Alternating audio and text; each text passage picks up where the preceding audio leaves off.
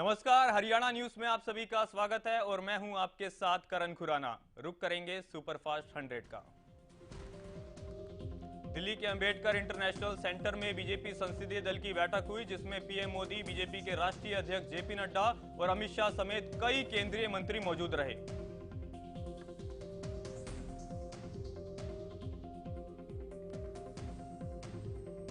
बैठक के दौरान पीएम मोदी ने सभी सांसदों को एक बड़ा टास्क दिया। उन्होंने सांसदों से कहा कि वो अपने अपने क्षेत्र में जाएं और लोगों को सरकारी योजनाओं के बारे में विस्तार से बताएं।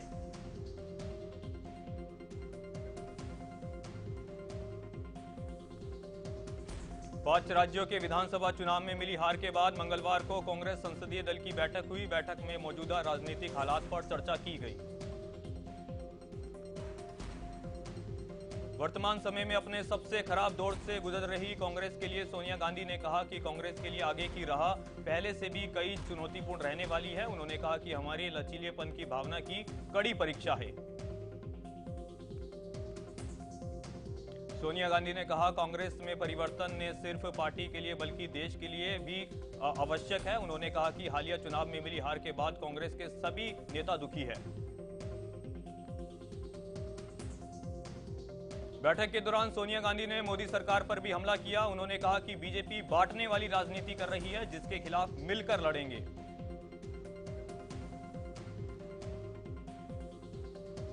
राजस्थान के करौली में भड़की हिंसा के चलते हालात में तनावपूर्ण स्थिति बनी हुई है। हालात को देखते हुए डीएम ने 7 अप्रैल तक इलाके में लगे कर्फ्यू को बढ़ा दिया है।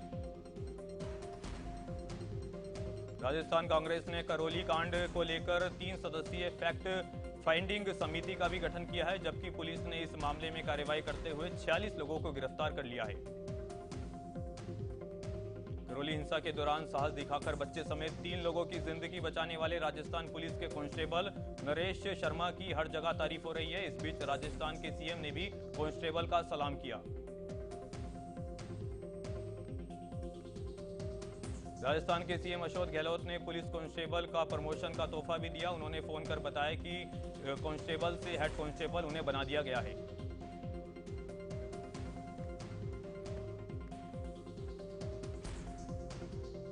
पेट्रोल डीजल के दाम में लगातार बढ़ोतरी का सिलसिला जारी है। मंगलवार को भी पेट्रोल के और डीजल के दाम में 80 पैसे प्रति लीटर की बढ़ोतरी हुई।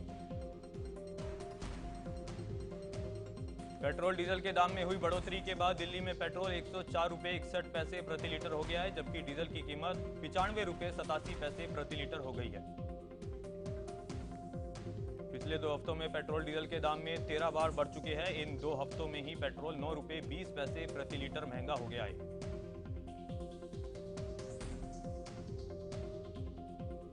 चैत्र नवरात्रि के चौथे दिन दिल्ली के मशहूर झंडे वालन मंदिर में आरती की गई। इस दौरान पूरी तरह से मां का दरबार सजा हुआ दिखाई दिया।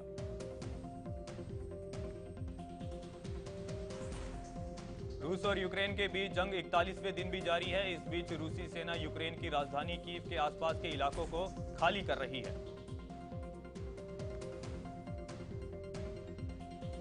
यूक्रेन की राजधानी कीव से रूसी सेना के पीछे हटने के बाद डरावना मंजर देखने को मिल रहा है। बूचा शहर में सड़कों पर आम लोगों की लाशें बिखरी हुई दिखाई दी। बूचा में मिले शवों के बाद अमेरिका के राष्ट्रपति जो बाइडेन ने कहा कि पुतिन क्रूर है। उन्होंने कहा कि पुतिन के खिलाफ युद्ध अपराध के तहत मुकदमा चलाया जाना चाहिए।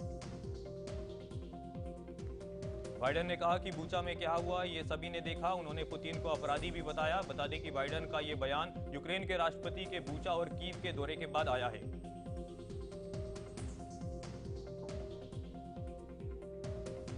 यूक्रेन में इंसानों के साथ साथ जानवरों का भी जीना रहने के लिए कई मुश्किलों का सामना करना पड़ रहा है। कई इलाकों में जख्मी जानवर सड़क पर इलाज का इंतजार कर रहे हैं।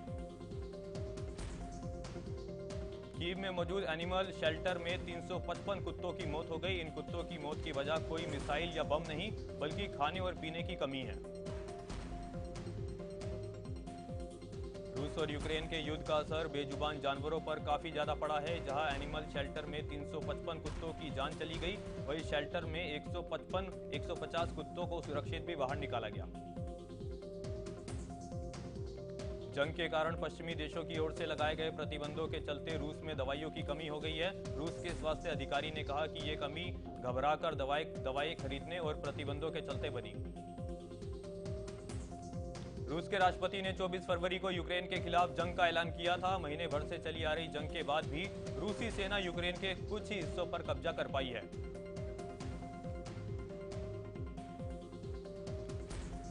चंडीगढ़ के मुद्दे पर हरियाणा विधानसभा का मंगलवार को विशेष सत्र बुलाया गया। सदन में सबसे पहले मुख्यमंत्री मनोहर लाल ने देश के लिए शहीद हुए वीर जवानों को नमन किया।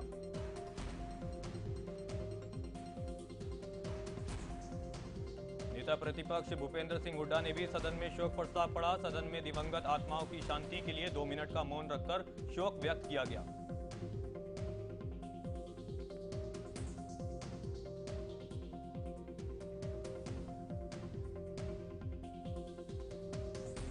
सदन में चंडीगढ़ और एसवाईएल के मुद्दे पर मुख्यमंत्री मनोहर लाल ने सरकारी संकल्प प्रस्ताव पेश किया। संकल्प प्रस्ताव में पंजाब से हिंदी भाषी क्षेत्र भी हरियाणा को देने की मांग की गई।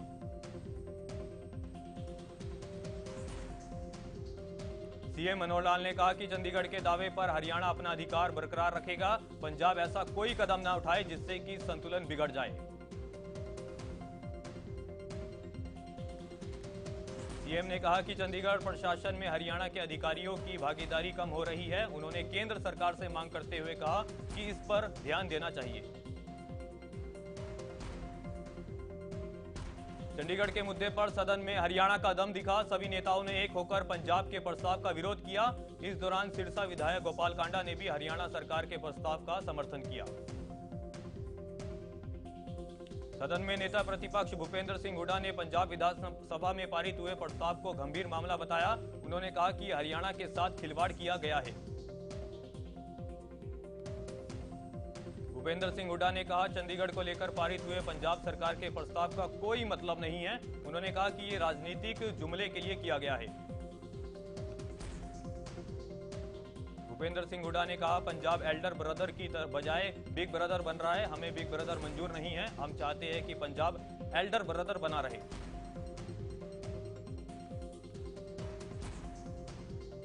हरियाणा के डिप्टी सीएम दुष्यंत चौटाला ने कहा शाह कमीशन की रिपोर्ट में मोहाली और खड़क का एरिया भी हरियाणा को देने की परमिशन दी गई थी। अब हमें मोहाली पर भी अपना हक जताना चाहिए। डिप्टी सीएम दुष्यंत चौटाला की चंडीगढ़ को पर 2 टूक बोलते हुए कहा कि चंडीगढ़ हरियाणा की राजधानी थी, है और रहेगी। इस दौरान उन्होंने विधानसभा और हाईकोर्ट में भी पूरी हिस्सेदारी मांगी। दुष्यंत चौटाला ने केंद्र सरकार से मांग करते हुए कहा कि केंद्र सरकार पंजाब विश्वविद्यालय में हरियाणा की हिस्सेदारी 60 से 40% करवाने का काम करे ताकि हरियाणा के बच्चों को अच्छी एजुकेशन मिल सके।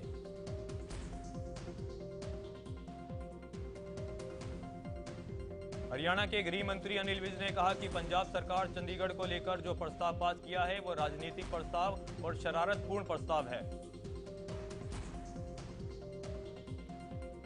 अनिल विज ने कहा कि पंजाब की हालत श्रीलंका जैसी होने वाली है, इसलिए अपने प्रदेश के लोगों का ध्यान भटकाने के लिए उन्होंने इस मुद्दों को उठाया है।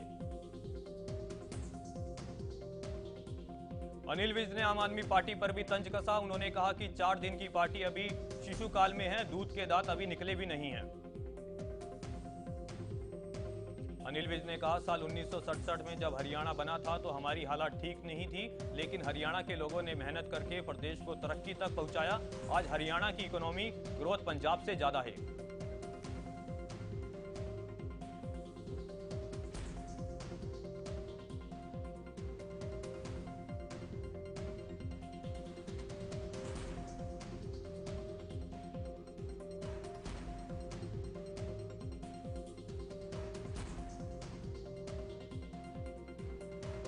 अनिल विज ने कहा कि चंडीगढ़ ऐसे ही नहीं दिया जा सकता। अगर नई राजधानी के लिए केंद्र पैसा नहीं देता तब तक हम डटे रहेंगे। सदन में किरण चौधरी ने कहा कि हमेशा से हरियाणा के साथ सौतेला व्यवहार किया गया है। उन्होंने कहा कि अब सिर्फ प्रस्ताव पास करने की बात नहीं बनेगी, बल्कि अब हम लोगों को आंख दिखानी होगी। किरण चौधरी ने कहा कि पंजाब के कहने से चंडीगढ़ नहीं चलेगा। उन्होंने कहा कि अब हरियाणा को चुपचाप बैठने वाला नहीं है। कुलदीप बिश्नोई ने मुख्यमंत्री के प्रस्ताव का समर्थन किया और कहा कि पूरा सदन सरकार के साथ है। बिश्नोई ने कहा कि कई सालों से एसवाईएल का मामला लंबित पड़ा है। बीजेपी विधायक ईश्वर सिंह ने कहा कि पंजाब विश्वविद्यालय पर पंजाब धक्केशाही कर रहा है। जो प्रस्ताव पंजाब सरकार ने पास किया वो असंवैधानिक है। देश में कोरोना के मामलों में गिरावट का सिलसिला लगातार जारी है। पिछले 24 घंटे में कोरोना वायरस के 1000 से ज्यादा नए केस सामने आए हैं। कोरोना संक्रमण से बीते दिन 81 लोगों की मौत हुई, जबकि 1447 लोग ठीक भी हुए। कोरोना संक्रमण के नए मामलों की पुष्टि के बाद देश में अब कुल 13,000 से ज्यादा एक्टिव केस है। हरियाणा में कोरोना वायरस के मामलों में गिरावट का सिलसिला जारी है। बीते 24 घंटे में ही कोरोना के 47 नए मरीजों की पहचान हुई है। हरियाणा में कोरोना के नए मामलों में सबसे ज्यादा 36 केस साइबर सिटी गुरुग्राम में देखने को मिले हैं। पिछले 24 घंटे में 53 कोरोना मरीज रिकवर होकर घर भी लौटे हैं। बीते एक दिन में 21,000 से ज्यादा लोगों को कोरोना वैक्सीन की पहली और दूसरी डोज लगाई गई। 35वें अंतर्राष्ट्रीय सूरजकुंड मेले का समापन केंद्रीय पर्यटन मंत्री जी किशन रेड्डी और हरियाणा के पर्यटन मंत्री कंवरपाल गुर्जर ने किया। 19 मार्च से 35वां अंतर्राष्ट्रीय सूरजकुंड मेले की शुरुआत हुई थी। सूरजकुंड मेले के समापन समारोह में विभिन्न कलाकारों को केंद्रीय पर्यटन मंत्री जी किशन रेड्डी और हरियाणा के पर्यटन मंत्री ने पुरस्कार देकर सम्मानित भी किया। अपने संबोधन में केंद्रीय पर्यटन मंत्री जी किशन रेड्डी ने कहा कि भारत एक ऐसा देश है जो सभी के साथ बेहतर रिश्ते रखता है, लेकिन कुछ देश इस साजिश में लगे हुए हैं। केंद्रीय पर्यटन मंत्री किशन रेड्डी ने पाकिस्तान पर भी जमकर हमला किया। उन्होंने कहा कि पाकिस्तान के साथ जब भी शांति बहाल करने की कोशिश की गई, उसने हमेशा पीठ पर खंजर घोंपा। जी किशन रेड्डी ने कहा, सूरजकुंड मेले में जितने भी देशों ने भाग लिया, सभी देशों से भारत के बेहतर रिश्ते हैं और सभी की संस्कृति भारत के लिए सम्मानजनक है। चंडीगढ़ वासियों को 2 साल बाद मास्क से आजादी मिल गई है। चंडीगढ़ प्रशासन ने सोमवार को मास्क पहनने की अनिवार्यता को समाप्त करने का आदेश जारी किया है। चंडीगढ़ के एडवाइजर धर्मपाल ने आदेश जारी करते हुए कहा कि अब मास्क नहीं पहनने पर कोई जुर्माना नहीं लगेगा। किसी भी पब्लिक और वेकेशन पर अब मास्क अनिवार्य नहीं है। एडवाइजरी धर्मपाल ने कहा कि अब शहर में कोरोना संक्रमण ना के बराबर है, इसलिए लोगों के लिए मास्क पहनना अब वैकल्पिक होगा, चालान नहीं काटा जाएगा। बता दें कि चंडीगढ़ में मास्क नहीं पहनने पर 1,000 रुपये का चालान काटा जाता था। ये चालान यूटी प्रशासन, एसडीएस और पुलिस की टीमें मिलकर काटती थी। सोनीपत के गोकुल नगर की रहने वाली हुनर ने तलवारबाजी प्रतियोगिता में दूसरा स्थान हासिल कर सिल्वर मेडल जीता है। 3 दिवसीय प्रतियोगिता छत्तीसगढ़ के रायपुर में आयोजित की गई। देश भर के 19 राज्यों के खिलाड़ियों ने प्रतियोगिता में भाग लिया, जहां हुनर को प्रतियोगिता में दूसरा स्थान हासिल करने पर सिल्वर मेडल से नवाजा गया। हुनर के दादा परमेश भारद्वाज ने पोती को मेडल मिलने पर खुशी जताई। उन्होंने कहा कि सुबह शाम उनके कोच ने खूब पसीना बहाते हैं और उनकी पोती का सपना ओलंपिक में गोल्ड मेडल जीतकर लाने का है। पेट्रोल और डीजल के बाद अब सब्जियों के दाम भी आसमान छूने लगे हैं। सब्जियों के दाम बढ़ने से एक बार फिर आमजन की रसोई का स्वाद बिगड़ गया है। सब्जियों के दाम बढ़ने से लोग और दुकानदार दोनों ही काफी परेशान हैं। बल्लभगढ़ की सब्जी मंडी में बहुत कम लोग सब्जी खरीदते हुए नजर आए। बल्लभगढ़ की सब्जी मंडी में एक ही दिन के अंदर सब्जियों के लगभग 20 रुपए प्रति किलो के हिसाब से बढ़ोतरी देखने को मिली। मंडी में हरी सब्जी और शिमला मिर्च 100 रुपए किलो मिल रही है।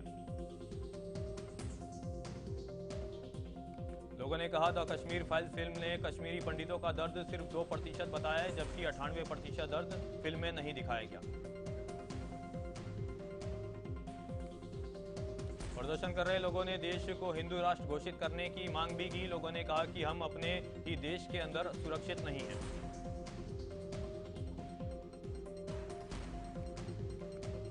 अंबाला शहर के रहने वाले वैभव बरोड़ा ने आईपीएल में अपने पहले ही मैच में अपनी गेंदबाजी का कमाल दिखाया। बता दें कि वैभव बरोड़ा ने पंजाब किंग्स टीम के साथ आईपीएल में डेब्यू किया है।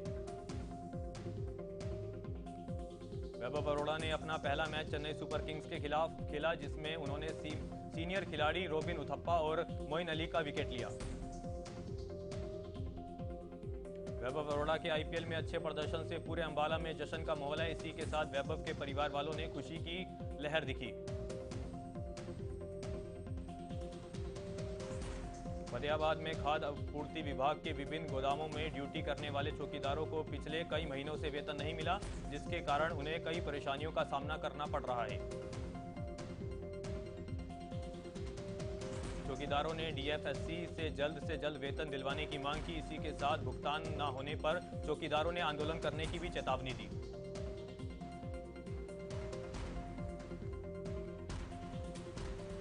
रतिया में नए तहसीलदार के 20 दिन की छुट्टी पर जाने से लोगों को सरकारी कामकाज करवाने के लिए भारी दिक्कतों का सामना करना पड़ रहा है। बता दें कि रतिया में पूर्व तहसीलदार के सस्पेंड होने के बाद तहसीलदार की नियुक्ति हुई थी। किसान संघर्ष समिति पगड़ी संभाल जट्टा के सदस्य रतिया तहसीलदार कार्यालय पहुंचे, जहां पर उन्हें घंटों तहसीलदार का इंतजार करना पड़ा, जिसके चलते वे भड़क उठे और तहसील कार्यालय के आगे धरना प्रदर्शन शुरू किया। किसान संघर्ष समिति के सदस्यों ने प्रशासनिक अधिकारियों के खिलाफ जोरदार नारेबाजी की। इसी के साथ उन्होंने अधिकारियों पर जनता को परेशान करने का आरोप लगाया।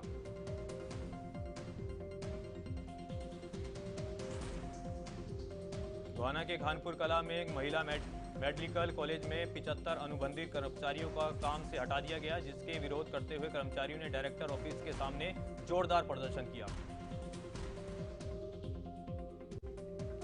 कर्मचारियों ने मेडिकल प्रशासन से स्थायी रोजगार देने की मांग की। इसी के साथ कर्मचारियों ने बताया कि कोविड काल के दौरान उन्हें 5 महीने के लिए काम पर रखा गया था।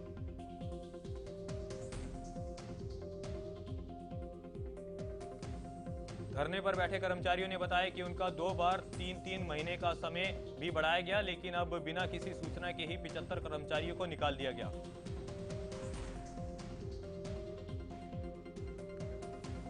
रिश्वतखोरी मामले में पकड़े गए सब इंस्पेक्टर के खिलाफ कार्रवाई करते हुए अंबाला एसपी के सब इंस्पेक्टर को नौकरी से बर्खास्त कर दिया है। सब इंस्पेक्टर ऋषिपाल को अंबाला विजिलेंस की टीम में रिश्वत मांगने के आरोप में 30 मार्च को गिरफ्तार किया था। एसपी जशनदीप सिंह ने बताया कि सब इंस्पेक्टर पुलिस की छवि को धूमिल करने का काम कर रहा था। उन्होंने बताया कि सब इंस्पेक्टर पहले भी रिश्वतखोरी के मामले में शामिल रह चुका है। एसपी जशनदीप सिंह ने पुलिस विभाग के सभी अधिकारी और कर्मचारियों को भी कड़ी चेतावनी दी। उन्होंने कहा कि अगर किसी के खिलाफ कोई भी ऐसी शिकायत मिलती है तो उसे बख्शा नहीं जाएगा। गोहाना के गांव कतुरा में खेत में काम करते हुए एक किसान की दिल का दौरा पड़ने से मौत हो गई। सूचना मिलते ही पुलिस ने मौके पर पहुंचकर कार्रवाई शुरू की। मृतक किसान के परिजनों ने बताया कि फसल अच्छी न होने की वजह से वह बहुत परेशान था। उन्होंने ये भी बताया कि किसान ने गांव के लोगों को कर्ज भी लिया हुआ था। झज्जर में बेरी कालानौर मार्ग पर जेएलएन नहर के पास एक व्यक्ति का शव बरामद हुआ, लेकिन शव बुरी तरह से सड़ चुका था, जिसके चलते शव की पहचान नहीं हो पाई।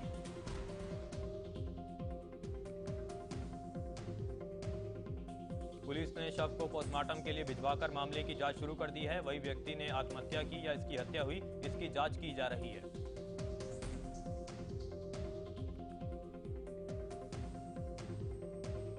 बहादुरगढ़ पुलिस को एक बड़ी सफलता मिली है। दरअसल पुलिस ने नशा तस्कर गिरोह के मुख्य आरोपी को उड़ीसा से गिरफ्तार किया है।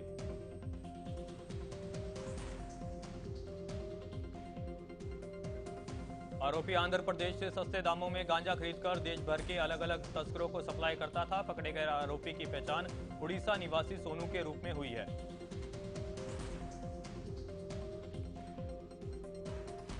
सत्ताईस मार्च को झज्जर पुलिस ने केएमपी एक्सप्रेसवे पर 2 गाड़ियों से 105 किलो गांजा बरामद किया था। इस मामले में पुलिस ने 2 महिलाओं समेत 8 लोगों को गिरफ्तार किया था। उनसे पूछताछ के दौरान आरोपी सोनू का नाम सामने आया था।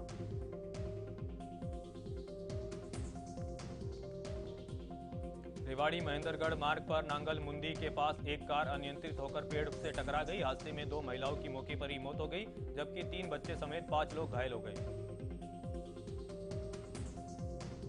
पुलिस के मुताबिक महेंद्रगढ़ का रहने वाला पूरा परिवार कार से गुरुग्राम के शीतला माता मंदिर में दर्शन करने गया था और मंदिर से घर लौटने के दौरान यह हादसा हुआ।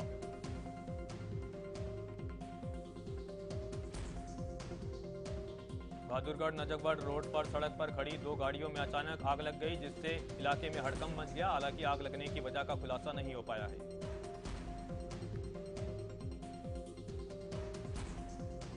आईपीएल के 15वें सीजन में आज रॉयल चैलेंजर्स बेंगलोर और राजस्थान की टीम के बीच मुकाबला खेला जाएगा। यह मुकाबला मुंबई के वानखेड़े स्टेडियम में शाम 7:30 बजे खेला जाएगा।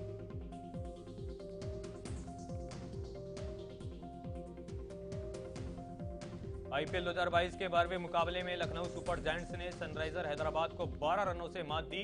लखनऊ की जीत में दीपेंद्र हुड्डा और कुणाल पांड्या की अहम भूमिका रही।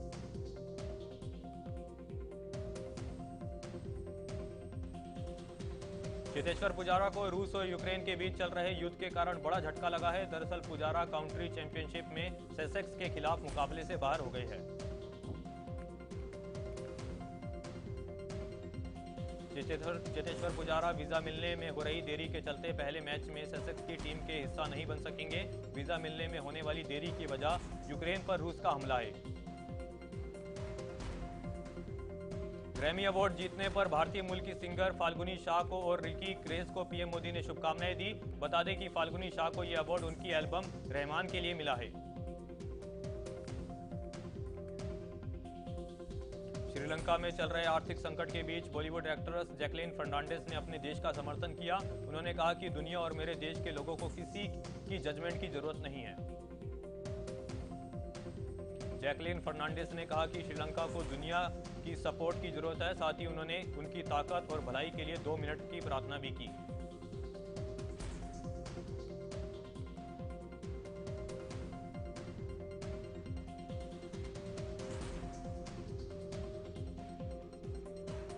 एक्ट्रेस रश्मिका मंदाना 16 साल की हो गई है। उनके जन्मदिन के मौके पर फैंस ने उन्हें ढेर सारी शुभकामनाएं दी। बता दें साल 2016 में रश्मिका अपना एक्टिंग करियर की शुरुआत की थी।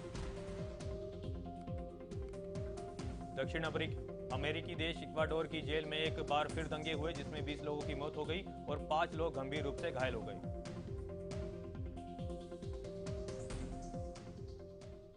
सुपरफास्ट 100 में फिलहाल के लिए इतना ही। देखते रहे हरियाणा न्यूज।